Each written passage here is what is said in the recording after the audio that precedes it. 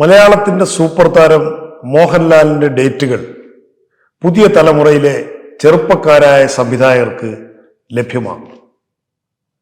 ഏറെക്കാലമായുള്ള ചലച്ചിത്ര രംഗത്തെ സംവിധായകരുടെ ആഗ്രഹവും സ്വപ്നവുമാണ് സഫലമാകുന്നത്. മുൻപ് അങ്ങനെ ആയിരുന്നില്ല.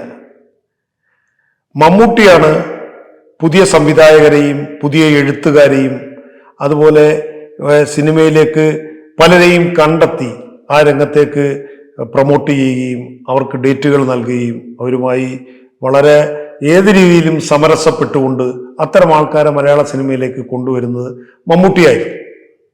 എന്നാൽ അദ്ദേഹം ഇതിന് തൊട്ടു മുമ്പായിട്ട് നിരവധി പരീക്ഷണ ചിത്രങ്ങൾ വളരെ അദ്ദേഹത്തിൻ്റെ ഈ പ്രായത്തിലും ഒക്കെ അദ്ദേഹം വളരെ വ്യത്യസ്തമായ വളരെ പരീക്ഷണ ചിത്രങ്ങളിലും നെഗറ്റീവ് റോളുകളിലും ഒക്കെ അഭിനയിച്ചുകൊണ്ട് അദ്ദേഹത്തിൻ്റെ ചലച്ചിത്ര ജീവിതത്തിൻ്റെ വളരെ വളരെ ഡിഫറൻ്റ് ആയിട്ടുള്ള ഒരു കാലത്തിലൂടെ ആയിരുന്നു പോയിക്കൊണ്ടിരുന്നത്. അപ്പോൾ ഈ കാലയളവിൽ പതിവിൽ നിന്ന് വ്യത്യസ്തമായി മോഹൻലാൽ ആണെങ്കിൽ കൺവെൻഷനലായിട്ടുള്ള സംവിധായകർക്ക് ഡേറ്റ് കൊടുക്കുകയും അവരുടെ ചിത്രങ്ങളിൽ അഭിനയിക്കുകയും ഹിറ്റുകൾ ഉണ്ടാകുകയൊക്കെ ചെയ്യുന്ന ഒരു ചരിത്രമാണ് മലയാള സിനിമ കണ്ടുകൊണ്ടിരുന്നത്.